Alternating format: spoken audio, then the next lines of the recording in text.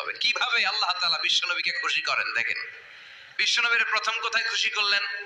বিশ্বনবী মক্কার জমিনে দাওয়াতি কাজ যখন শুরু করলেন, তিনি দেখলেন বিশ্বনবী খুব ভালো অ্যানালাইসিস করতে পারতেন। তিনি মক্কার সোসাইটিটাকে, সমাজটাকে বিশ্লেষণ করে অ্যানালাইজ করে উনি দেখলেন যে এই মক্কায় দাওয়াতি কাজের একটা শক্ত অবস্থান নিতে হলে দুইজন লোকের একজন আমার চাই। সুবহানাল্লাহ পড়েন। কি বিশ্লেষণ শক্তি, কি চিন্তা শক্তি! উনি খেটে ফেললেন, উনি বুঝে ফেললেন সবাইকে দেখে যে দুইজনের একজন আমার সাথে না থাকলে আমার দাওয়াতি কাজ চালানো কষ্ট হয়ে যাবে।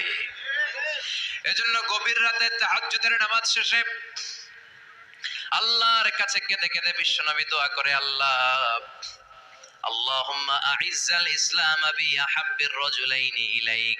আল্লাহ দুইজন লোকের, যেই লোকটারে তোমার দরবারে মকবুল মনে হয়, ভালো লাগে, পছন্দ হয়, তাদের একজনকে ইসলামের ভেতরে ঢুকিয়ে দিয়ে ইসলামকে তুমি বিজয় দান করে দাও।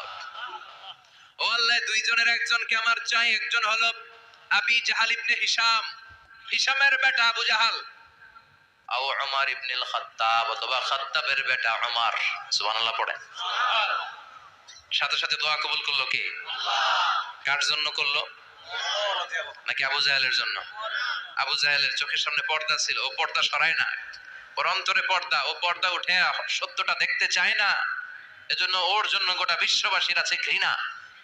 ও যেখানে মারা গেছে, ওর যেখানে জন্মস্থান, ওইখানে সৌদি সরকার ল্যাট্রিন বানাইছিস, ঘৃণার প্রতীক। ওইখানে তো অন্য কিছু বানাইতে পারতো, ল্যাট্রিন বানাইতে যাবে কেন? গোটা বিশ্বের মানুষ যায় যেন এটা ভরাই দিয়ে আসতে পারে। কথা বলেন। এই বেয়াদবটার জন্য আল্লাহ দোয়া কবুল করে নাই। ওমরে ফারুক রাগী ছিলেন, কিন্তু সত্য প্রকাশে, সত্য গ্রহণে আপোষহীন। সত্য দেখলেই উনি মেনে নিতেন। এটা জাহেলি যুগে ওনার মধ্যে এই গুণ ছিল। আল্লাহু আকবার।